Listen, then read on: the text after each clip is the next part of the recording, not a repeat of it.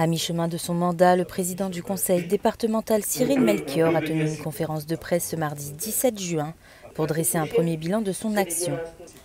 Entouré de ses vice-présidents et de ses conseillers départementaux, il est revenu sur les grands projets engagés depuis son élection, les défis rencontrés et les priorités pour les années à venir.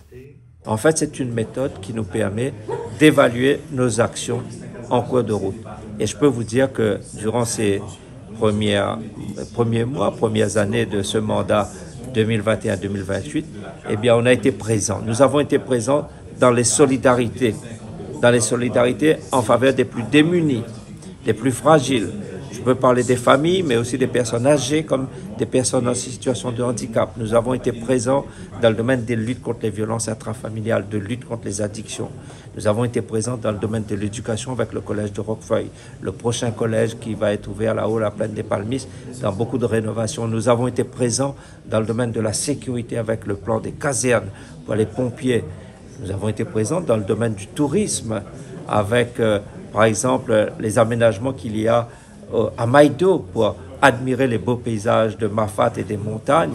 Eh bien, nous avons fait des aménagements de sécurité à Maïdo. Nous avons ouvert un nouveau gîte là-haut au volcan. Et par ailleurs, le plan de transition écologique, c'est le plan 1 million d'arbres avec 400 000 arbres plantés.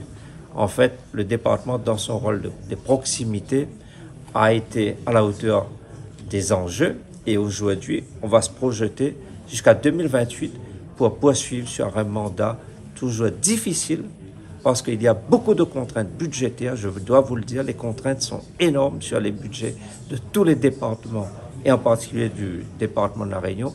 Mais face à ces contraintes, nous devons agir. C'est ce que nous ferons. Une séance plénière consacrée à ce bilan de mi-mandat se tiendra demain, mercredi 18 juin.